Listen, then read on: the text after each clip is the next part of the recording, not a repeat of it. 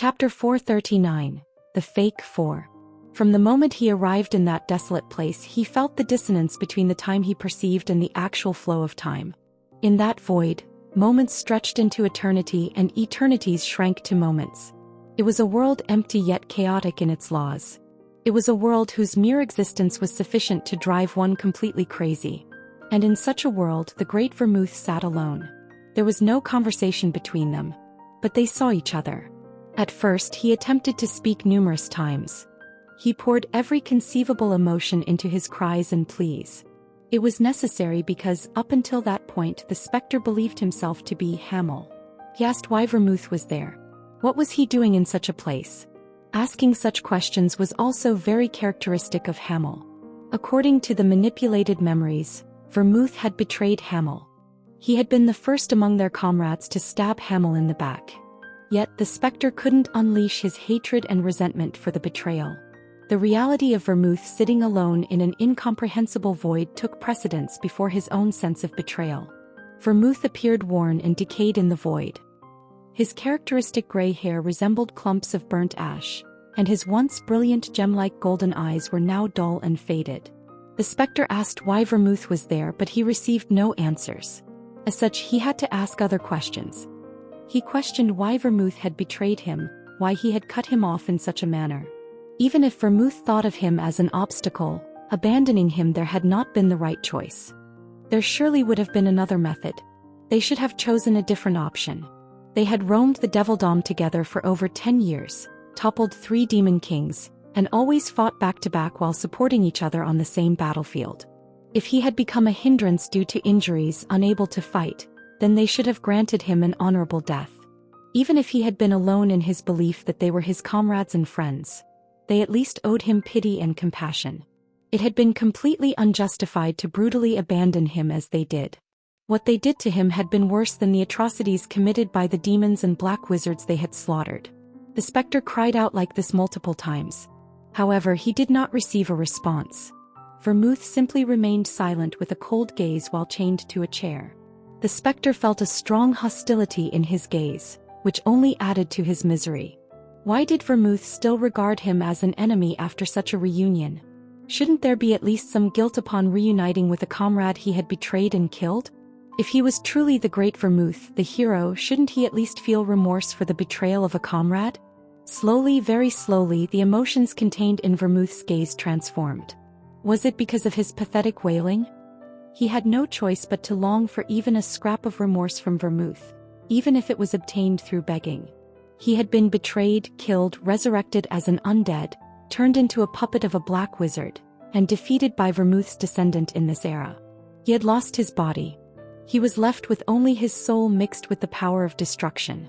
It was truly a pitiful and pathetic state, but if Vermouth showed even a semblance of guilt and regret for his choices, then he might feel a sense of salvation, however small. He didn't harbor such a feeling only for Vermouth. When he heard that Sienna and Molen were still alive, he thought the same of them.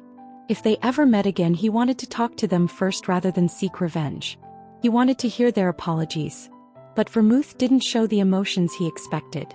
The hostility in his eyes faded, but the new emotion was not remorse but rather pity. The spectre couldn't, or more correctly, wouldn't allow himself to understand it at first. He didn't want to accept that he was pitted in such a state, even when he was begging for simple understanding. He couldn't recall how long he wailed. In the void, where eternity and a moment were only a second apart, he sat down and wept. Vermouth was there, but there was still no conversation between them. The pity in Vermouth's eyes did not change or fade either. In the void, there was no sound other than the spectre's cries. When he fell silent, the world truly had no sound. In this world, he wasn't bound by any magical restraints or bindings either. That was how he started to think and contemplate. Why did Vermouth pity him? That thought led to questions he had long harbored. There was a discrepancy in his memories and dissonance about his comrades. He thought again about the comrades with whom he had traversed the Devildom for over 10 years. The boisterous yet warm-hearted Molen never hesitated to be the first one to charge into battles, even when they were facing off against demon kings. Anise was spiteful and violent, yet she was called the Saint.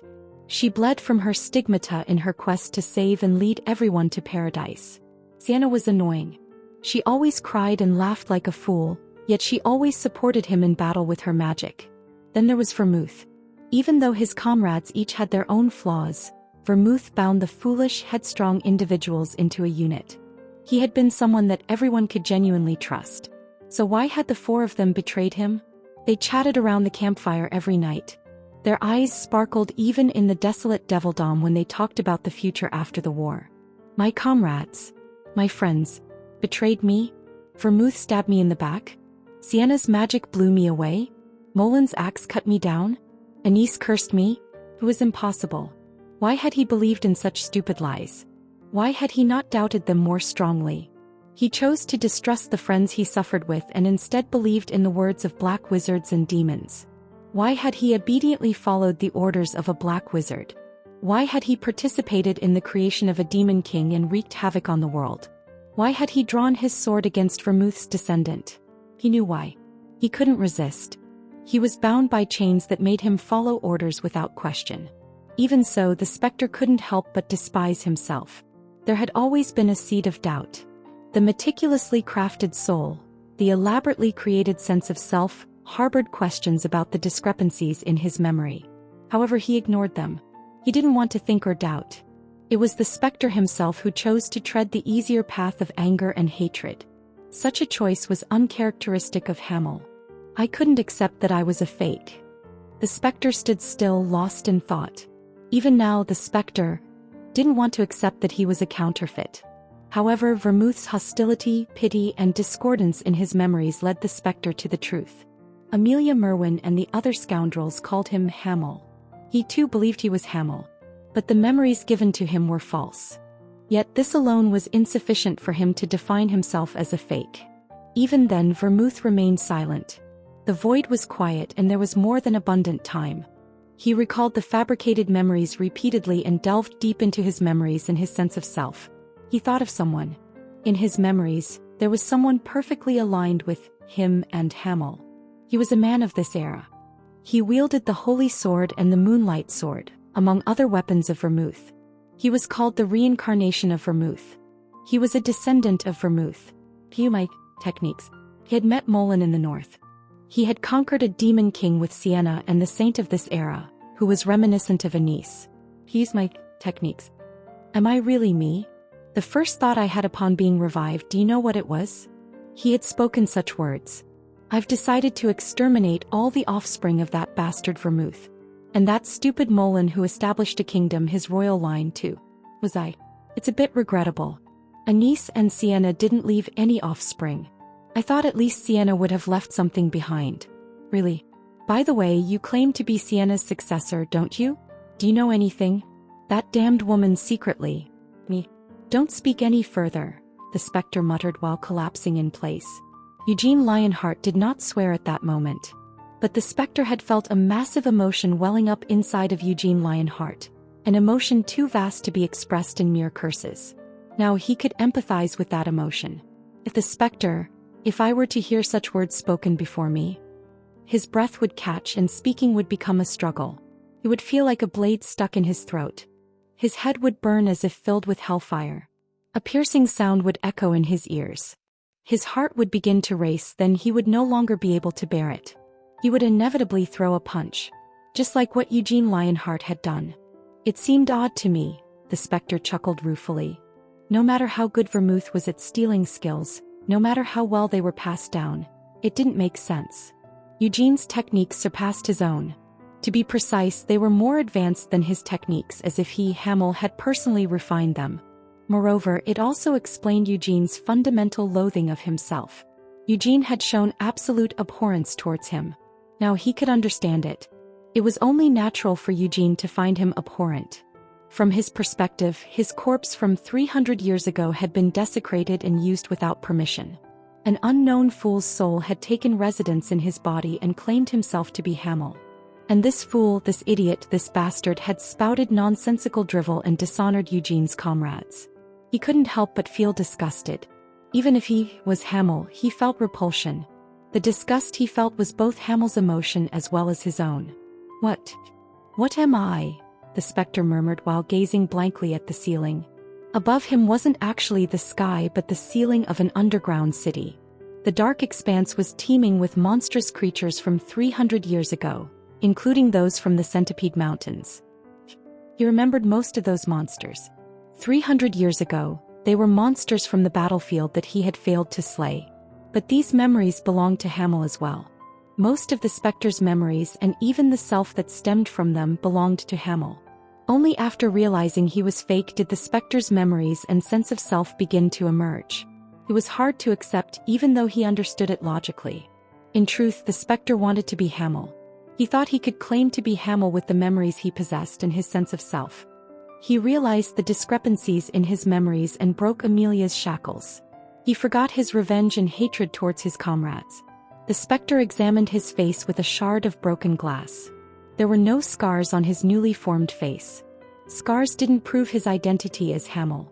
So wasn't he Hamel since he had this face and this body? And if it were necessary, he was ready to carve the scars himself. Eugene Lionheart. Did he really need to be Hamel? Didn't the reincarnated man have a life and name suited to his current state? Then why couldn't he be Hamel instead? Haha. He laughed unwittingly at the ensuing thoughts. He felt nauseous with disgust for himself. Because he knew Hamel wouldn't have such thoughts. If Hamel knew he was fake, that his existence was useless to this world, to others, to Sienna, to Molen, and to his comrades, he would end his own life. So is that why you didn't kill me? He pondered. Vermouth, I don't know why you're there. But I know you're involved with the Demon King of Destruction. You showed hostility towards me, a fake. You showed pity towards me, a fake. You gave power to me, a fake. You gave freedom to me, a fake. If you wanted me to end my life, giving me freedom would have been enough. There was no need to give me power, he thought. Am I, a fake, supposed to help the real Hamel? You must know that's impossible. I'm still a fake and I can't assist Hamel's. Eugene's journey. Could he confront the Demon King of Incarceration with the newfound power? He wasn't sure. The specter dissipated the glass shard he held with his power. He was able to summon dark power without any effort, and it was incomparably greater than before. He tried to define what he was now. Right now, I'm closer to the Demon King of Destruction than any other being, any other vessel. I'm not a Demon King, but I'm stronger than carnage, cruelty, and fury. He was the incarnation of destruction. But even with this power, saving the world is impossible. I doubt it would work on the Demon King of Incarceration. I won't be able to save you, Vermouth, or stand against the Demon King of Destruction, he thought. You must know this. Then why didn't you kill me? Why did you give me freedom and power? What do you want me to do? He wanted to return to that void to ask what Vermouth expected. But it was impossible. The trial was finished. The Temple of Destruction and the void were closed, and the specter couldn't return anymore. He guessed that turning him into an incarnation had been a heavy burden for Vermouth. The void. Upon coming to self-realization and discovering that he was a fake, receiving the power and being expelled from that world, the specter saw Vermouth's world more clearly. Scars. Vermouth was sitting on a giant scar etched into the void itself. What was that? The specter muttered quietly, resting his chin on his hand. Amelia Merwin wished to ask the same question. She couldn't even breathe as she lay huddled on the ground.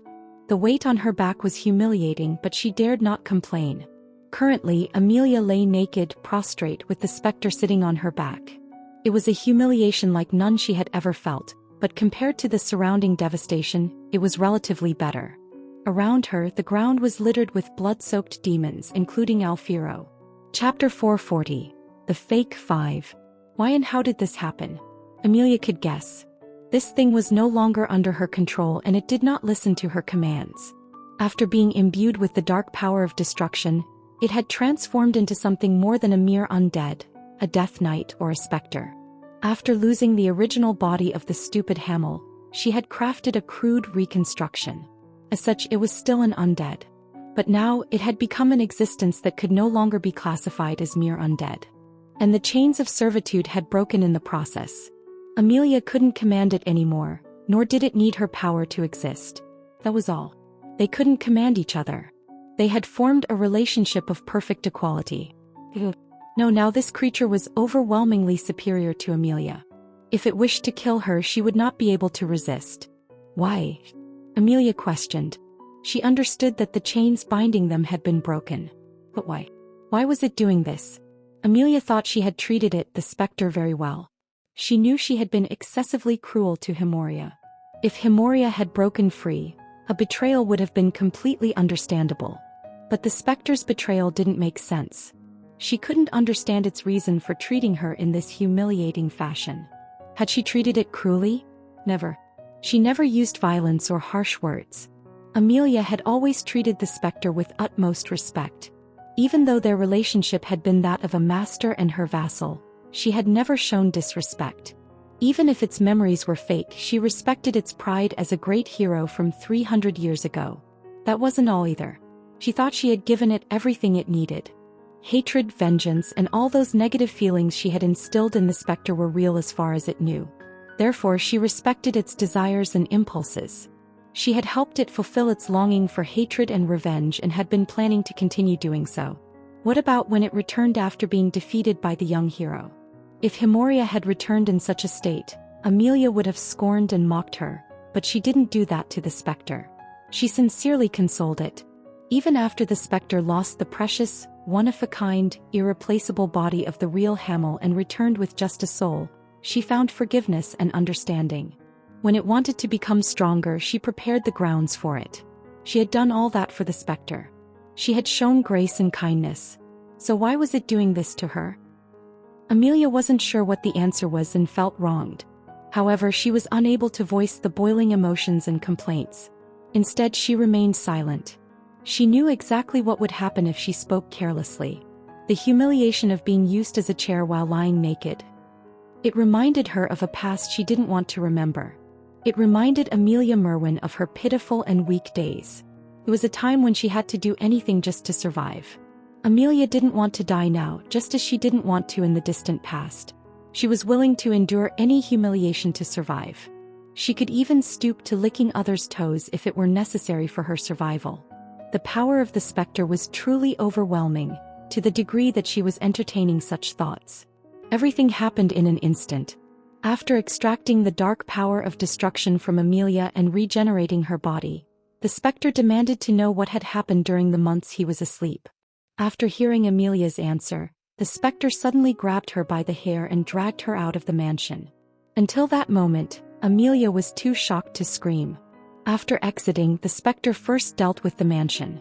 It didn't just cause the mansion to collapse but destroyed it explosively with a loud bang. The explosion echoed through the silent city and drew demons from all directions. Leading them was, naturally, Alfiro. He was astonished to see the specter revived with a body. He did not attack. It was the same with the other demons. Being vessels of the demon king of destructions, the demons felt instinctive reverence towards the specter. But the specter did not accept the reverence of the demons. Similar to how it had dragged Amelia by her hair and destroyed the mansion, the specter rampaged unhindered. Although the demons were in awe, they did not simply stand around. They had no intention of letting the specter destroy them. Alfiro and the demons resisted as best as they could. However, it was futile. Even in Amelia's eyes, the gap between the demons and the specter was like that between ants and humans. These high-ranking demons had reigned for centuries in Revesta, but it didn't take long for them to be completely defeated. After the turmoil, the specter sat on the prostrated form of Amelia and became lost in thought. "What am I?" When the specter suddenly uttered this, Amelia wondered whether to respond or keep quiet as a proper chair should. In the end, she chose to remain silent, which proved to be the right decision. If she had said, "You are Hamildina's," the specter would have unleashed further humiliation on her. It would have rendered him unable to contain his boiling fury. Silence ensued as both Amelia and the specter were immersed in their own thoughts. Finally, after composing his thoughts somewhat, the specter turned his gaze towards Amelia. He didn't intend to humiliate her by making her lie naked in such a manner. Neither Hamel nor the specter had such a perverse hobby. It had been simply unavoidable. Amelia's body had been half destroyed and submerged in fluid. Although her body had regenerated during the extraction of destruction's dark power, her clothes did not regenerate along with her body. In the first place, Amelia had been stark naked as she soaked in the fluid bath. The specter was in a similar situation. After its crude body disintegrated, It was reborn as an incarnation of destruction and obtained a new body. However, unlike Amelia, he at least wore pants. He had not wanted to rampage naked. What to do with you? The specter mused as it stood up. The weight pressing down on Amelia disappeared. She flinched and raised her head. I feel like killing you, he said. The specter had every right to kill her. He genuinely believed this. Although Amelia created him, the self-awareness he possessed couldn't accept that he was born this way. He really loathed his creator for giving him such an existence. However, was the hatred he felt greater than the real Hamel's? Was it greater than Eugene Lionheart's? I have every right to kill her, the specter thought to himself. Eugene Lionheart. In fact, he had more right than the specter to kill Amelia Merwin. It was the same with Sienna Meridian as well. Amelia Merwin was a black wizard who defiled and turned a precious comrade's body into an undead. If Sienna was the same as the woman in the specter's memories, she would be plotting to tear Amelia apart with her own hands. It would be the same with Moulin Roar. He always laughed like a fool every time his comrades called him stupid. But the specter remembered how terrifyingly brutal and enraged Moulin could be. Compared to the specter, all these heroes of the past would have a more intense desire to kill Amelia Merwin. And they had every right to feel that way. What are you thinking about? Asked Amelia. As the specter's gaze grew colder, Amelia gulped and shrank back. She couldn't ignore the chilling, murderous intent in his eyes. Seeing those eyes, Amelia said, I don't understand why you're acting this way. We are. I have a pretty good idea of what you want to say, interjected the specter. It no longer addressed Amelia as master. This truth colored Amelia's eyes with despair. It's better if you stop talking, advised the specter. What went wrong? The chains were broken. The specter was free. But that alone didn't justify this hatred and murderous intent. Why did he see her as an enemy? It realized the memories are fake. Amelia came to a sudden understanding. Yes, of course that would cause anger. But why doesn't it kill me? Wondered Amelia. The specter recognized that his memories were manipulated, that the sense of vengeance towards his comrades was artificially created and implanted. Then it should naturally try to kill me, Amelia thought. Amelia created the specter's soul based on Hamel's memories. Knowing all this, it should want to kill her. She had chained it to prevent such a tragedy. Even after realizing the truth, it doesn't kill me, Amelia realized. The truth? How much of the truth had it perceived? Amelia swallowed her agitation and gazed at the specter. Who are you? She asked. It was a risky question, but one that had to be asked. Who knows? He said. The specter's emotions became quenched at her question. He still couldn't decide who he was or if he even had the right to choose.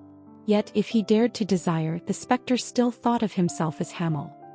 He realized that he's a fake, Amelia told herself. It was an unexpected development. Amelia had never thought about what to do in such a situation. Even the breaking of the chains had been beyond her expectations. He found out the truth, but he's not killing me.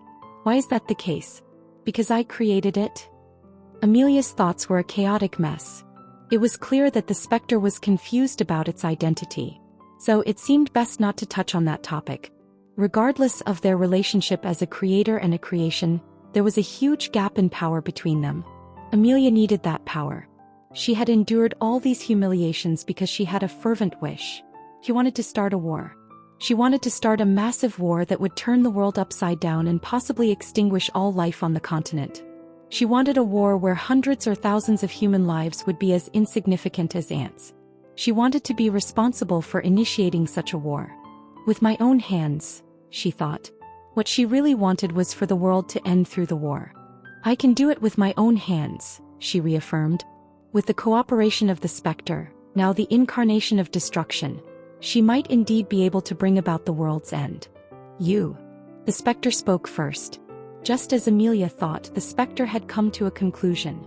He wasn't sure if this was the right decision, but he had made up his mind.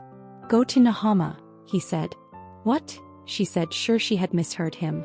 Isn't that what you want? To start a war? You've been preparing diligently for that, haven't you? Said the specter with a smirk. Now that there's no reason to stay in Ravesta, go to Nahama. Start a war there. He knew about Amelia's situation as well as what was happening outside. It seemed that Eugene Lionheart wanted her to start a war. He planned to use the chaos she created to crush Nahama and the demons of Helmuth and hunt her down. He intended to use the war to unify the continent's allies. Eugene wanted it. Hamel hoped for it. The Spectre, acting on this realization, pushed Amelia forward. Harperon has perished. Although that bastard was an insignificant force, his death, if taken lightly, would upset the demons of Nahama, said the Spectre. Amelia wasn't sure how to respond. The Spectre continued, "Isn't it so? Whether the demons feel camaraderie or not, if you don't keep your promise to them and continue to hide here, nothing will happen. The demons will withdraw from your war and you'll end up with nothing. Even if you didn't say anything," Amelia continued after a pause. "I was going to go to Nahama anyway. My body is free now and I have things to do, things I want to do. But what will you do?" She wasn't sure what response to expect. While she wanted to ask more directly, she couldn't risk it given the power dynamics between them. Nervously, Amelia waited for the Spectre's answer. "If you go to Nahama first." The Spectre lifted its head and gazed at the sealed ceiling of the underground city. The ceiling blended with the sky, and it was teeming with giant monsters from the past. "I'll follow you later," he said. "Does that mean you also want war? To cooperate in my war?" Amelia's voice trembled as she asked. "Yes." The Spectre nodded. However, obviously it had no such desires. Pushing Amelia to go to Nahama and start a war was solely for Eugene's sake. The Spectre had no intention of getting involved in the war himself. Amelia was stunned into silence at this simple admission. Was this really true? If in the midst of the war Eugene perished, or if the Spectre killed Eugene? He saw the image of Sienna weeping in his mind. When was this? Right. It was when Iris ruthlessly killed the elf rangers. Sienna cried in the burnt forest, in front of the charred bodies of elves who had been burnt alive with their forest. She must have cried like that when Hamel died, the Spectre thought to himself. The Spectre had no memory of that moment. His last memory of Hamel was a betrayal by comrades, leading to his death. The last memory of Sienna's face that he remembered was one with no tears, only a mocking smile. It was absolutely disgusting. It was disgusting that he had believed such memories and hated everyone. "Then we can go together," and, before Amelia could finish, the Spectre kicked her. He had failed to control his emotions. She couldn't even let out a scream. She didn't fly far like a ball. Instead, she clutched her stomach and gasped for air. "I said later," he said curtly. The Spectre couldn't follow Amelia to Nahama right away. He hadn't decided who he was yet. What did he want to do? What could he do? Why did Vermouth spare its life and make him into the incarnation of destruction? He didn't know. What should he do as the incarnation of destruction? What could he do? What did he want to do? "I don't know," the Spectre realized. If Vermouth had given clear instructions or a request, he wouldn't be in such a quandary. But Vermouth told the Spectre nothing. So he had to think and decide for himself. The Spectre closed its eyes and focused on his breathing. There was something he needed to confirm first. The Demon King of Incarceration, he thought. Could he fight him? "If I can, the power I possess now might help Eugene, might help Hamel," he told himself. Was that the truth? Was this what he desired? The Spectre ignored the sinister doubts clinging to his thoughts. Chapter 441. The Fake Six. At the heart of the capital of the Helmuth Empire, Pandemonium, lay the castle of the Demon King of Incarceration, Babel. On the 90th floor of Babel was the office of Duke Gavid Lindman. For days, Gavid Lindman had been swamped with paperwork and unable to rest. Many high-ranking demons had headed to Nahama under the guise of tourism, but Gavid knew better. Not a single one of them had crossed for mere sightseeing. The Demon King of Incarceration had also remained silent on Nahama's situation and offered no guidance to Gavid. Yet, Gavid couldn't afford to do nothing. He had to prepare statements for contingencies. If war broke out in Nahama with demons at the forefront, it would cause chaos. The reputation and perception of demons, which had been painstakingly built over the last 300 years, would be utterly shattered. However, did the reputation of demons really matter? After all, the end of the oath and thereby, peace had already been declared. Unfortunately, Gavid still had to prepare for whatever outcome. What if I send troops to support Nahama? Gavid thought to himself. Officially, Helmuth and Nahama were not allies. However, most would assume that Helmuth was the supporting power behind Nahama. To be honest, Gavid felt it was unfair. He had never authorized military or material support to Nahama. But it would be no good to try and say that, Gavid sighed. There was no need for him to waste his efforts either. Gavid pondered while pressing on his temples. He had a throbbing headache. Helmuth wouldn't support Nahama in the war. Even if a war broke out, Helmuth would not participate. What were the misled demons promised in exchange for stirring a war? Edmund's attempted ritual to create a demon king? Gavid doubted it would succeed, but if it did, the conflict in the arid desert would engulf the whole world. The flames would grow beyond control. If Amelia's ritual brought forth a newly risen demon king amidst the war, it would be the second coming of the era of war, concluded Gavid. He recalled the era when 5 demon kings coexisted. He didn't consider the rise of a new demon king a threat. Simply putting on a crown did not confer one with the king's authority. Even Iris, the abyssal princess, had failed to reign successfully after becoming a demon king. Why would a demon king born from a group of demons who failed to even secure a position in Pandemonium ever be considered a threat? Moreover, even in the distant past, his master, the demon king of incarceration, stood apart from other demon kings. But if another demon king joins the war, it would essentially signify the end of the oath, Gavid surmised. The demon king of incarceration was waiting for Eugene Lionheart to ascend Babel. However, the demon king of incarceration's silence indicated that he might not be insisting on this particular method. After all, Amelia had been preparing for war for a long time, and the demon king of incarceration had turned a blind eye. If the war in Nahama brings an end to the oath, there is no need for Helmuth to feign neutrality either, Gavid realized. It crossed his mind that preparing military support would be wise. Perhaps he could send an army of demons, or dispatching the Black Mist alone would be sufficient. Of course, even though he was a duke and the commander of the Black Mist, he couldn't make a decision alone. His sleepless nights weren't solely due to Nahama either. He also had to prepare for a potential war in Helmuth. He had witnessed Eugene Lionheart's capabilities in Shimuin. Gavid knew he could not underestimate the hero. Eugene had already defeated a demon king, even if it were just Iris. He needed a plan for evacuating civilians, especially human immigrants. Though he questioned the need for demons to protect humans, Gavid was bound by Helmuth's laws that prioritized the safety of human immigrants and tourists. He couldn't simply ignore the laws unless he received a command from the demon king of incarceration to do otherwise. He needed to train troops for war as well. He needed to organize the troops, and he was sure he would spend another night planning with the strategists downstairs. Eugene Lionheart is still in Giabella City. There's no way he joined hands with Noir, but I can't simply ignore this either. Gavid thought of another problem. Noir Giabella was showing overt favor and fondness towards Eugene. Though he knew she wouldn't ally with someone out of mere fondness, Gavid knew how Noir was consumed by her desires. He was suddenly interrupted in his thought process. Gavid set down the paperwork before removing his glasses with a look of perplexity. "This can't be an illusion," he muttered. He was genuinely unsettled. He struggled to compose his expression and voice. Standing up, Gavid muttered to himself once again, "Am I dreaming? Or am I seeing ghosts?" That face. It had been 300 years, but Gavid never forgot it, even for a second. Hamel of extermination had plagued his dreams in the past, even as nightmares. But he wasn't seeing a ghost. Hamel did not emit any energy typical of the undead. He was standing by the window, and there was a lively aura around him as if he was very much alive. What is this? Gavid thought, mystified. Hamel was dead.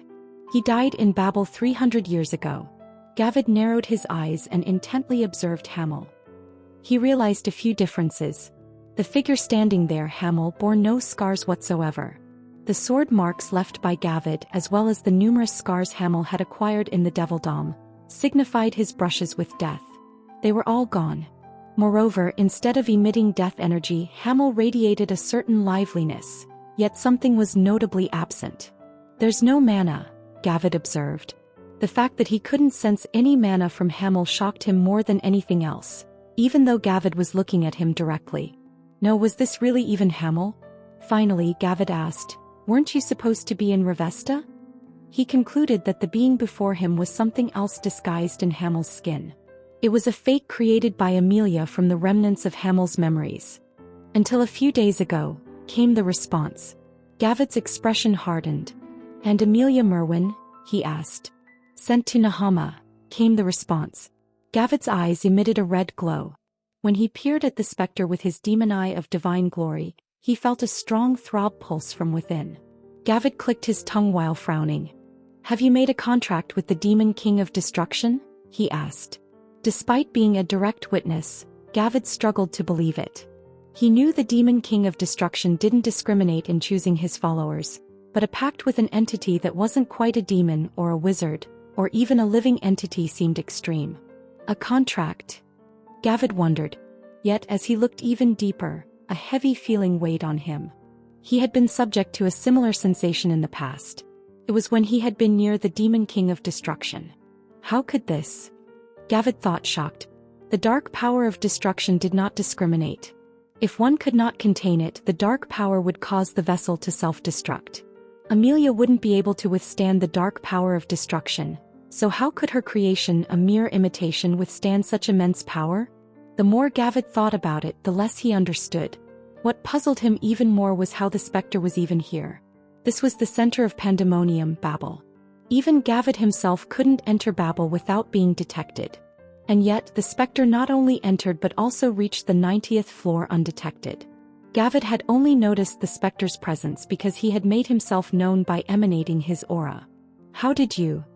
Gavid was never given the opportunity to finish. He instinctively retreated and grabbed his sword, Glory. The specter was standing closer. His face was scarless and eerily calm. It was truly a bizarre sight. When did he move? The specter had simply disappeared before reappearing. It was that simple.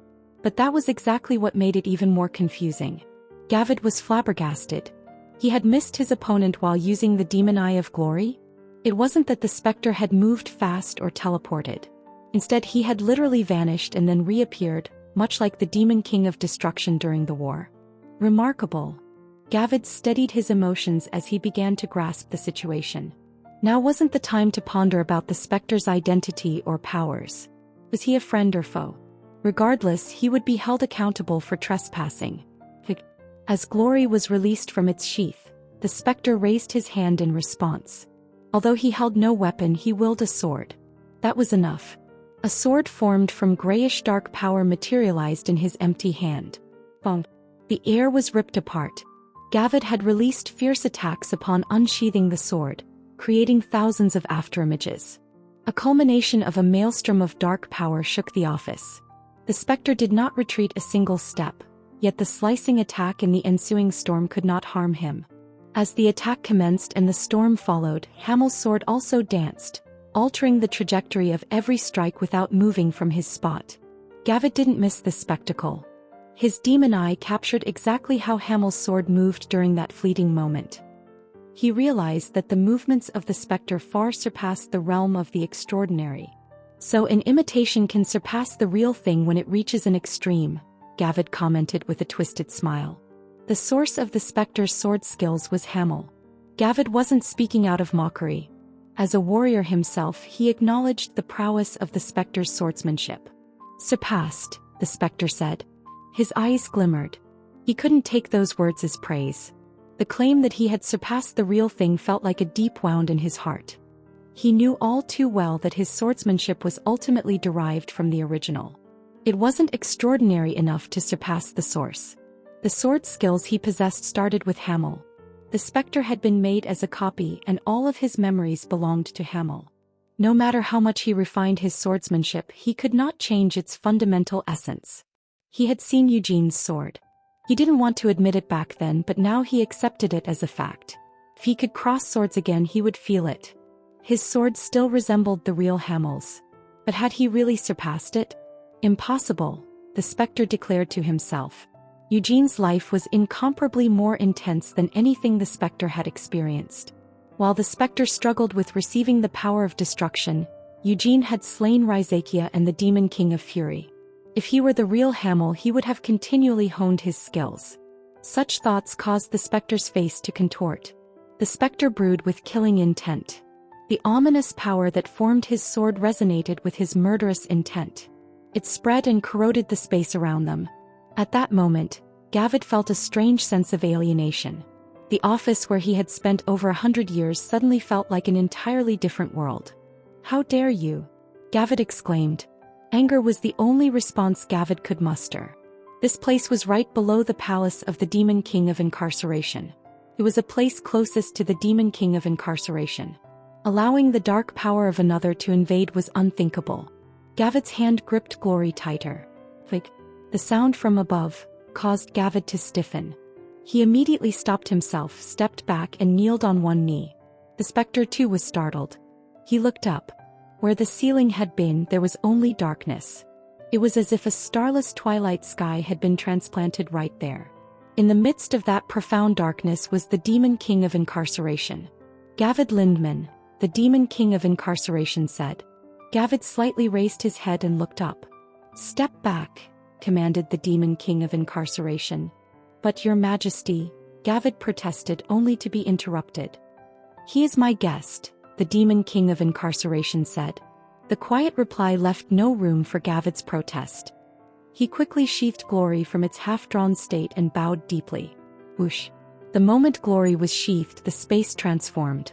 The specter looked around in surprise. Just moments ago he was in Gavid's office, but now, he found himself amid pitch-black darkness. "What shall I call you?" The Demon King of Incarceration spoke again. He was still looking down at Hamel from high above. "Hamel Dynas? Or do you prefer another name?" he asked. The specter remained silent, and the Demon King of Incarceration slightly tilted his head before giving a faint smile. He observed Hamel for a while before smiling broadly. "You've come here," he spoke. The darkness rippled. "Not to receive a name," the specter replied. The power emanating from the specter vibrated through the hall. It caused the smile of the Demon King of Incarceration to deepen. "It's not by Vermouth's will either," the Demon King of Incarceration commented. "What do you know?" The specter swallowed his words mid-sentence. He realized that such questions were not important to him at the moment. The specter raised his right arm. He held no weapon. He didn't need one now. But if he were Hamel, he would have held a weapon, probably a sword. The specter felt a bittersweet regret. If possible, he would have liked to cross swords properly with Gavid Lindman. "Are you harboring confusion?" the Demon King of Incarceration asked. He still wore a smile. He had not predicted the specter's presence and the current situation. The Demon King of Incarceration relished in such irregularities. "Are you seeking meaning in your existence, in the power you've acquired?" he continued. Prick. Chains emerged from the darkness. Countless chains rose like spearheads and pointed at the specter. He had become the incarnation of destruction. Could this power affect the Demon King of Incarceration? The specter was uncertain. Thus he needed verification. If it worked, could he attack the Demon King of Incarceration with this power? And then what? Would there be a next step? Challenging the Demon King of Incarceration, verifying, retreating, and then joining Eugene? Sounded absurd. It was absurd. Aside from whether the Demon King of Incarceration would show such unfathomable mercy, risking one's life for such uncertainty was ludicrous. Days had passed since he departed from Revesta. He saw many things on his way to Pandemonium. He saw the Devildom of Helmuth. He saw how the world had transformed. It wasn't entirely new. He had seen Helmuth several times when he was a Death Knight. Yet the emotions he felt now were different. He saw things he had ignored.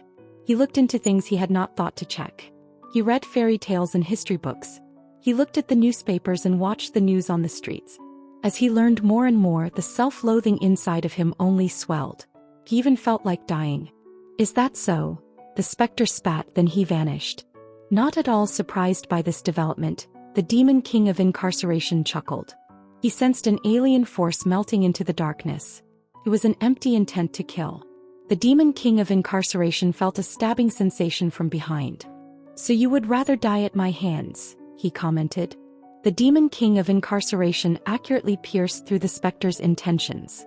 And it was pretty obvious. If the specter were to die here at the hands of the Demon King of Incarceration, unlike Hamel, who couldn't even reach this point and instead was killed by Incarceration's staff, the specter would have gotten further than Hamel from 3 centuries back. Then he wouldn't need to stew in torturous contemplation or feel self-loathing, greed, and envy. Even in that sense you are like Hamel, the demon king of incarceration said, shaking his head. A smile still graced his face. Fate often repeated itself. The demon king of incarceration knew this better than any other demon king, any god or anyone else in this world for that matter. And so he could assert, the current fate had never been repeated. Chapter 442, The Fake, 7. Are you harboring confusion?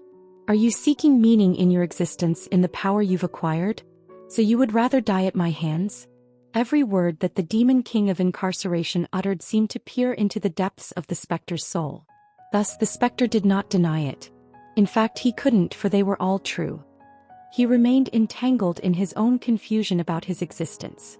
Why had Vermouth granted him this power? What was he supposed to do with it, and why hadn't he been killed instead? He was tormented by contemplation and self-loathing. For that reason alone, the specter had come to Babel, the abode of the demon king of incarceration. He wanted to confront the demon king of incarceration to seek death, a release from his torment. Even in that sense you are like Hamel. Those words pierced the specter's heart. I am not him, he denied internally.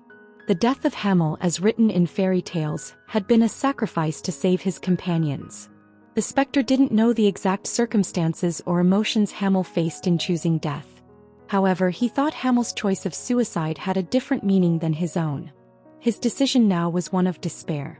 It was a choice to escape all his dilemmas and self-hatred. He had not come to the decision because his body was broken beyond the capacity to fight. It wasn't for his companions nor for the world. Would his power affect the demon king of incarceration? The specter knew which way the scales would tip if he weighed the desire for verification against the despair that prompted surrender. His suicidal intent was solely for himself. It was devoid of any greater cause. Thump. And yet, why was his heart pounding so? He knew the reason. The specter felt excitement about the situation itself. He was in Babel, in the throne room at its peak. He was confronting the demon king of incarceration and preparing to engage in battle. It was something Hamel longed for but never achieved. Idiot, the specter whispered in self-mockery. He extended his hand. Countless chains akin to spears targeted him. The simple attack carried no malice. That didn't seem strange. The demon king of incarceration smiled at him from high above. Emotions such as malice, which were violent and sticky feelings, did not suit the demon king of incarceration. But that didn't make his attacks mild, weak, or kind. A direct hit would mean certain death. The specter instinctively sensed this and clenched the air. Crack. A gray mass of dark power formed into a sword. You handle it well, commented the demon king of incarceration. He recognized the nature of this eerie and ominous power. It was the origin of destruction, something desperately craved by his followers yet beyond their grasp. It was a power befitting destruction. You've surpassed being a vessel or a follower. You've become an incarnation. It's been a long time since I've seen a being like you, the demon king of incarceration spoke with a smile. An incarnation was a means for a god to interfere with the world. Gods had done so in the past, but in this era, even that had become impossible. The specter swung his sword and the chains shattered. In a single step he leaped through space. However, he was blocked. He hit something. But he hadn't felt a wall until the moment of impact. He realized only as he was pushed back. There were chains flowing around him. This was the throne room of the demon king of incarceration. All laws were bound by his chains in this imprisoned world. Here he was the absolute entity. What are these chains? The specter asked himself. There were chains behind the demon king of incarceration. They were always accompanying him, and right now they were sprawled like a cloak. Their ends penetrated space and connected elsewhere. In other words, the demon king of incarceration was connected to something. Unfortunately, the specter couldn't guess what the chains signified or what the demon king of incarceration was connected to. Creak. The specter ignored the unanswered questions and gripped his sword again. Boom. An explosion of gray reached out in all directions. The power to destroy threatened the collapse of the throne room. Still smiling, the demon king of incarceration flipped his palm. Whoosh. The surging power vanished. Everything had been nullified with a single gesture. The specter had prepared himself for such an absurd outcome but could only release a hollow laugh after actually experiencing it. As I expected, the specter thought. The chains moved silently, and each time the specter trembled. Just standing here put a tremendous strain on his existence. He felt as though he would instantly disintegrate if he relaxed even for a moment. The Demon King of Incarceration had coexisted with the Demon King of Destruction for centuries, maybe even longer. He was the only one among the Demon Kings to have stood on the same front as the Demon King of Destruction.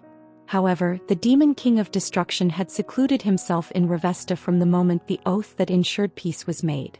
Do these chains even bind destruction? The specter pondered. Crack crackle.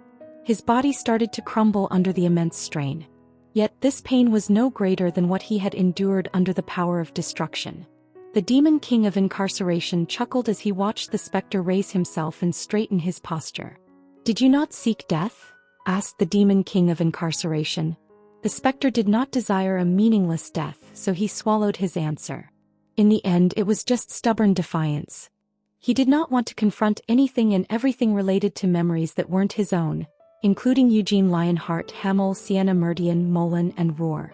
You are a walking contradiction, whispered the Demon King of Incarceration. He was still smiling. With a sharp breath, the specter swallowed his retort and kicked at the darkness. The dark power imprisoned by the chains was liberated. Whirl. A swirl of dark power enveloped the specter. His form was like a miniature version of the Demon King of Destruction. The Demon King of Incarceration burst into genuine laughter at the sight of the specter standing at the center of the storm. Have you been granted that much permission? He shouted. Boom. Destruction advanced. All chains restraining the world were violently jolted. It felt as if they were on the verge of breaking. When was the last time he felt such resistance? 300 years. The answer came easily to the Demon King of Incarceration. There was no way he could forget. The Demon King of Incarceration raised his hand for the first time. His pale, bloodless hand clutched the darkness and grasped it. He transformed it all into chains. Pure. Though the Demon King of Incarceration held just a single chain, countless others were entwined within it. The way he pulled the chain seemed gentle, and the motion to draw the chains was succinct. But the impact on the specter was anything but light. An indescribable shock severed his consciousness. He didn't fly away upon impact. The chains of the Demon King of Incarceration didn't permit it. Thousands of chains spread out like a spider web and ensnared destruction. Creak creak. However, being captured didn't signal the end. The specter regained consciousness as the chains attempted to bind his powers.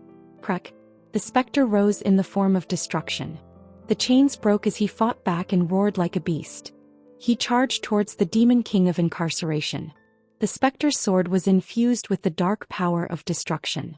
While the power of destruction could annihilate anything it touched, the chains were the essence of the Demon King of Incarceration's power. They did not perish under the onslaught of destruction. Instead, the chains broke but quickly reconnected. The Demon King of Incarceration pulled the chain once more as he watched the specter charge. The distance between them did not grow, nor was the specter hindered in his approach. Instead, the specter was pulled in as if he were being dragged by the chains. An irresistible force seemed to grab him by the scruff. Even so, the specter maintained full control over his body. The power of destruction surged forth from the specter like a violent storm. Seeing this, the Demon King of Incarceration's eyes curved into a smile. The great Demon King had not known the concept of struggle for the longest time. Even Vermouth and his companions had failed to instill a sense of struggle in the Demon King of Incarceration. Naturally, emotions associated with the act of struggle had also faded a long time ago. The same held true even now. This battle was not a struggle for the Demon King of Incarceration. Yet he respected the specter's power. Even though the specter was an anomaly of existence and had not properly ascended Babel, the Demo King of Incarceration acknowledged and respected the specter for invading his throne room and displaying hostility. He decided to deem the specter as worthy of being his enemy. That was all. The great Demon King's devotion was dreadful and cruel. The court became akin to the void where Vermouth existed, but in a different sense. Moments here stretched like an eternity under the influence of boundless violence. The flow of time itself seemed imprisoned and whimsically toyed with by the great Demon King's power and will. The specter resisted. Never once did he give up resisting. The specter was a fake born from Hamel's memories, and he had come to Babel to die. However, he had no intention of meeting a futile death, a death without resistance. He remained ignorant of the reason for his existence. His decision to come to Babel was ultimately an escape from contemplation and self-loathing. Yet the specter ascribed meaning to his actions of facing the demon king of incarceration and attacking him. He came to die, but at some point, or perhaps from the beginning, he genuinely sought to defeat the demon king of incarceration. Is that so? The specter chuckled to himself. An unmeasured length of time passed. He believed he had done everything possible. The specter confronted the demon king of incarceration with every means at his disposal. But none of his attacks ever reached the demon king of incarceration. He had become an incarnation of destruction. But despite becoming such an entity, or perhaps because of it, his current power failed to reach the demon king of incarceration. Each attempt to connect was met with the clank of chains. All of his attacks were turned to naught. I won't be able to kill you with this power. After muttering these words, the specter spat out black blood. He struggled to lift his head as he was overcome with a violent fit of coughs. He saw the demon king of incarceration standing high in the darkness. Despite all the attacks he had unleashed, the demon king of incarceration remained unscathed. It couldn't be helped, as none of the specter's assaults had even grazed the demon king of incarceration's robes. Crack. Lifting his head wasn't enough. The specter gasped for breath and forced his body to rise. His body, made of and fueled by dark power, did not immediately comply with his will due to the extensive damage he suffered. As such, he crumbled like dust as he forced himself up. Nevertheless, the specter managed to stand up in the end. He prepared for the next battle while coughing up more black blood. When he regained consciousness and opened his eyes, the specter found he could no longer move. He calmly accepted it. His limbs had vanished due to the aftermath of the recent attack, and they weren't regenerating. What remained of his pitiful body was entangled and pierced by chains of dark power. The difference had been absolutely overwhelming. He felt an unavoidable gap that led him to despair.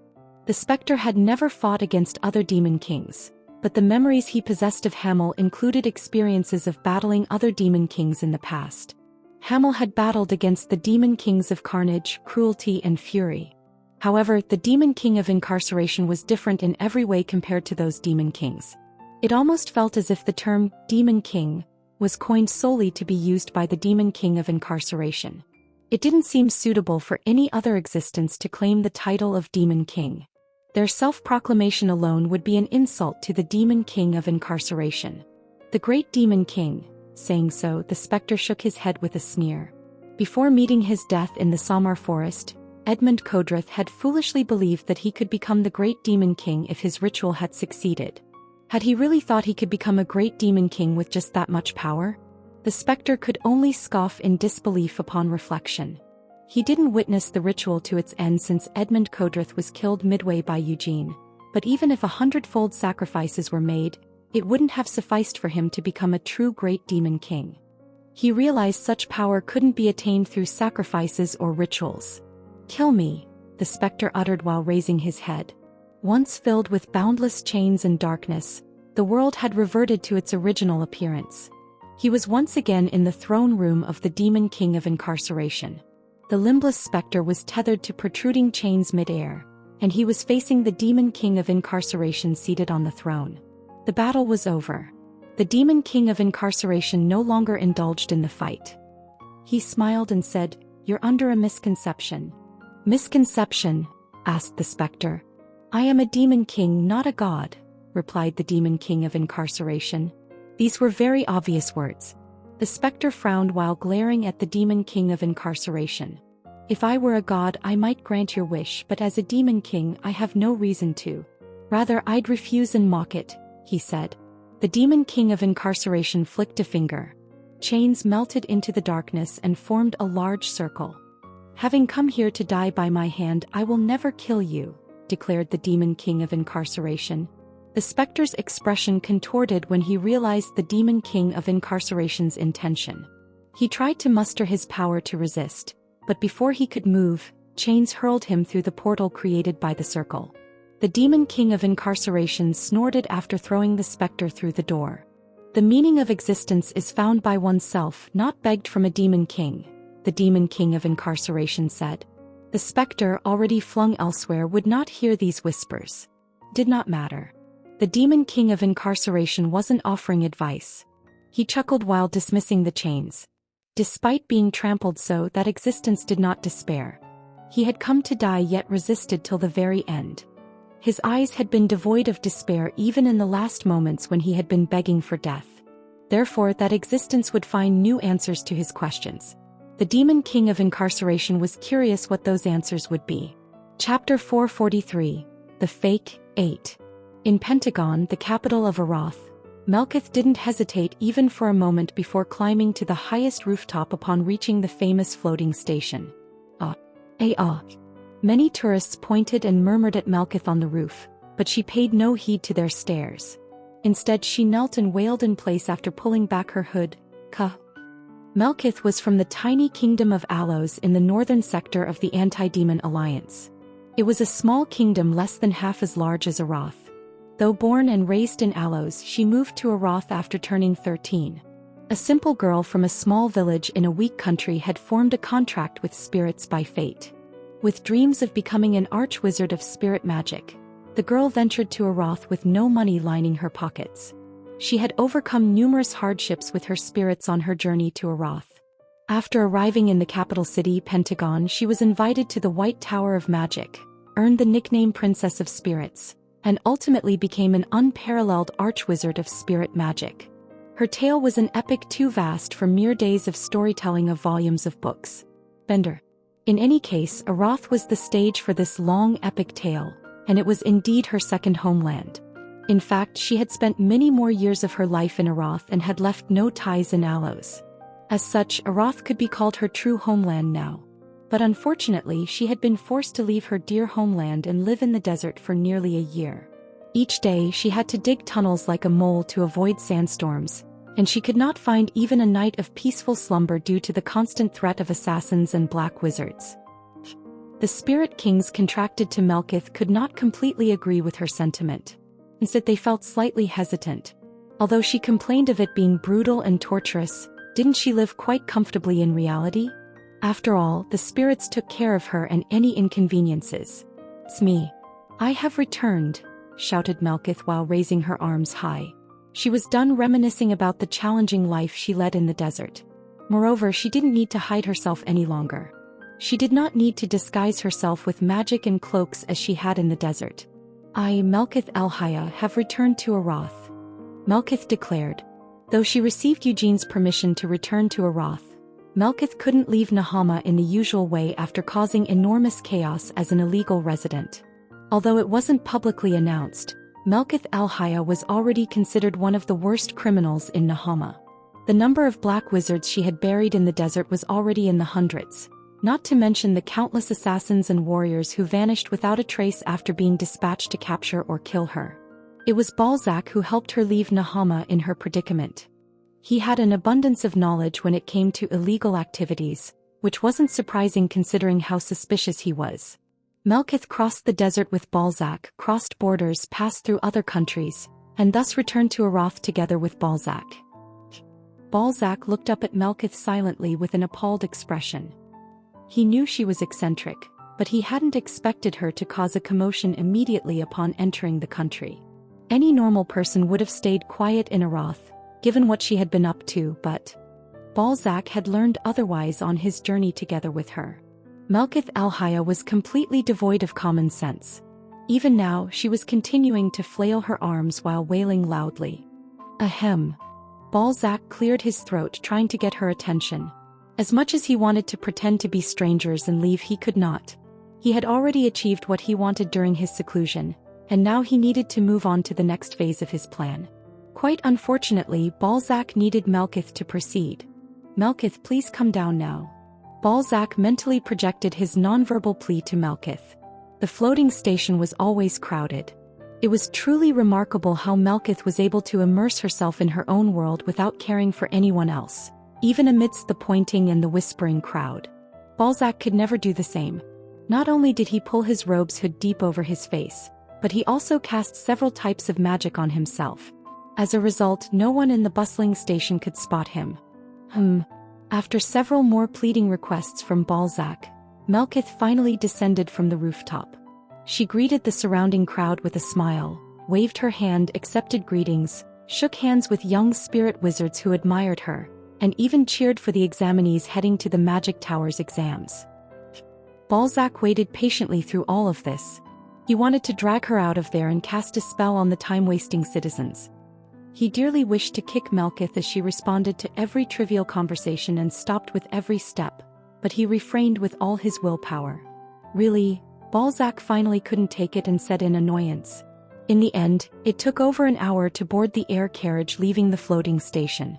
After remaining silent throughout the process, Balzac voiced his thoughts as soon as he and Melkith boarded the carriage. "You are really something," he commented. What is?" questioned Melkith. "You really are something, Lady Melkith," he repeated. "I know I am great. I know it better than anyone else," responded Melkith. "Do you really take my words as pure compliments?" shot Balzac. He was seething internally. When he saw Melkith's seemingly innocent expression, it felt as if he would literally explode with anger. "Why do you have to deal with every single person?" questioned Balzac. "I don't usually," Melkith responded. "Then why today?" he inquired. "Think about it, Balzac. I've returned to Aroth after almost a year. Look, people came to meet me," she explained. "What are you on about?" "That's complete nonsense. None of these people came to meet you. They were here for their own reasons," countered Balzac. "Even if that may be the case, they gathered because of me after I arrived. It's as if they came to meet me. It's no different, really. And they all like me, right? That's why they gathered around me. It's only natural I reciprocate their love," said Melkith. This was impossible. Rational conversation with this lunatic was not feasible at all. Balzac took a deep breath, then looked out the window to calm himself. "Rather, I find you strange," said Melkith. "What about me is strange?" asked Balzac. "That's a tough question. You are more abnormal than normal. There are more suspicious things about you than the ones that aren't," continued Melkith. "And what's strange now?" he asked. "You've also returned to Aroth after a long time. Don't you feel anything?" questioned Melkith. "Naturally I do have feelings. But unlike you, Lady Melkith, I don't show off," said Balzac in a quiet voice. He looked down at the city from the air carriage and murmured, "I do like this city. Though it might not like me. What's with the sudden self-pity? Is this a new concept of yours?" Melkith muttered, forcing Balzac to clench his fists. "I'm only speaking the truth," he said. Balzac, I think I know what you're thinking. That, I'm not so foolish a woman to not be able to distinguish between sympathy and love," said Melkith after a moment. "You're about to speak more nonsense," Balzac said in a voice that sounded like half a reminder and half a warning. "Even if you pretend to be pitiful. Well, you are genuinely pitiful, but, even if I sympathize with you, that doesn't mean I can," Melkith continued, ignoring this comment. Before she could finish, Balzac interrupted her. "Stop talking nonsense, Lady Melkith. Really, why are you doing this to me?" "Calm down," she said. "Calm down," she says after stirring him up. Balzac averted his gaze and looked out the window again. The Black Tower of Magic stood tall in the distance. The Black Tower of Magic had housed many black wizards until a year ago. In fact, it had been home to the greatest number of black wizards, second only to Helmuth. But now it was deserted. After Balzac's sudden, unexpected seclusion, the black wizards left voluntarily after Sienna's return. After all, Sienna's hatred for black wizards was common knowledge. The black wizards fled to Helmuth, Nahama, or the back alleys of Aroth. "The promise," Balzac spoke up. He turned to Melkith. "Don't forget about it." "What promise? Did we make a promise?" Melkith retorted. Balzac just looked at Melkith with narrowed eyes. "It's a joke, a joke. Don't glare at me like that. I'll make sure to introduce you to Lady Sienna," said Melkith with a giggle and a wag of her finger. "I'm really close with Lady Sienna. No, I mean Sister Sienna. We're like sisters. Even if you're a black wizard, she won't attack you if I'm by your side." "I don't think Lady Sienna is the type to attack someone on the first encounter," commented Balzac. "Aren't you expecting too much from Sister Sienna? I mean, between us strictly, she's not exactly the wise person we expect her to be," Melkith whispered after lowering her voice. He was somewhat surprised to hear such a thing from Melkith, of all people. Balzac responded with a frown. "What I expect from you, Lady Melkith, is not to block Sister Sienna for me. The kindness and favor I have shown you, Lady Melkith and Sir Eugene." Okay, I get it," Melkith interrupted him. "So, Balzac, you're saying this. You want to be friends with Sister Sienna, right? To me this sounds like you're saying you want to research magic with her like the other archwizards, but then later backstab her like Bam," shouted Melkith. "Excuse me?" Balzac questioned. "Do you think I don't know your plan? You're trying to approach everyone with that smiling face, getting their guard down, and then what's it, your signature? You're planning to devour them one by one, aren't you?" continued Melkith. Balzac was taken aback by this sudden accusation. How could one even begin to understand such a train of thought? Should he get angry at this baseless accusation? If he showed anger, would he be blamed for that too? Balzac stopped pondering and sighed heavily. "I would never do such a thing," he said. "What's the name of your signature?" questioned Melkith. "It's gluttony," answered Balzac. "So you're going to turn off the lights with blind, and then devour them with gluttony. Isn't that right?" accused Melkith. "No, it's not." Balzac clenched his teeth and responded. Meanwhile, the airship landed. Balzac said nothing more and pulled his hood over his head. They were at the Royal Library, Akron. As they stepped off the carriage, Balzac flinched and raised his head. Dark power? Although it was hidden, being a black wizard, Balzac didn't miss the presence of dark power. He saw bats and rats hidden in the shadows of the trees around Akron. While Balzac watched them, Melkith briskly walked and opened the door of Akron. "I'm back." Melkith entered Akron, shouting just as she had at the floating station. Balzac followed her inside while keeping an eye on the bats and rats, servants of a vampire. They were on the first floor of Akron. Usually no wizard could use magic in Akron. Even an archwizard would be bombarded with various spells from the tower if they dared to use magic within. The system was first designed by the wise Sienna. Over hundreds of years, the security spells were updated, but the core idea that specialized in killing wizards remained the same. Balzac realized once again how strict the security at Akron was. He had barely taken a step inside, and in the blink of an eye he was captured. He hadn't planned to resist, but he had been seized before he could even perceive it. Balzac thought about how many spells had acted on him in that instant. As soon as he passed through the open door, he was transported and now levitated in the center of the first floor. His limbs were held by magical chains and dozens of magical blades were pointed at him. There were also dozens of unseen, inactivated spells. If Balzac tried to resist and somehow managed to break free, other spells would immediately pursue him. He wanted to say something, but even that freedom was denied. Opening his mouth would mean getting his cheek sliced. Balzac glanced at the blade touching his cheek and composed his expression. How could he express his current emotions? Balzac was grateful he couldn't speak. If he had the freedom to talk, he would have been busy worshipping and praising that wondrous, mystical and beautiful archwizard, the wise Sienna. She was everything Balzac had imagined and more. If there were a goddess of magic, she would undoubtedly look like this. Even if she proclaimed herself a goddess of magic right now, Balzac would accept it without question. That was how divine and beautiful the wise Sienna was. She was surrounded by celestial rings as she descended from the ceiling. Her staff showered white frost, and her fluttering purple hair intertwined with mystical golden streams. Above all, what thrilled Balzac was her endlessly deep green eyes. "Black wizard," Sienna said as she gazed at Balzac with round, blinking eyes. Unable to respond, Balzac swallowed hard while the other wizards appeared belatedly and descended. "Not just any black wizard," Sienna continued. Melkith finally snapped back to reality. She noticed that Balzac, who had been right behind her, was now bound in front of her. The aura emanating from Sienna as she floated before him was ominously intense. Melkith gulped and hurriedly rushed to Balzac's side as she hastily said, "Sister Sienna, perhaps, just perhaps. Maybe, just maybe, there's an off chance I might be stronger than the wise Sienna at this moment. Although I can't compare to her in terms of a wizard's level, depth, and accomplishments, I might not fall short in terms of power. Maybe in this cruel and harsh world, a wizard's level, depth, and accomplishments weren't as important as power. Power is the only thing that can prove my worth. I respect Sienna Meridian as a person worthy of admiration. I know she's 300 years old. But in this era, in the upcoming turbulent times, a wizard's power is more important than being 300 years old and a prophetess. Sienna." Thus, Melkith temporarily set aside the term sister. In the cold world of ruthless competition, terms like sister and brother only soften each other. All the archwizards who had descended to the first floor gaped at Melkith in astonishment. Question mark. Sienna was just as shocked. Her eyes went wide with disbelief as she stared at Melkith. Melkith walked confidently amidst everyone's gazes. Her footsteps echoed in the silence.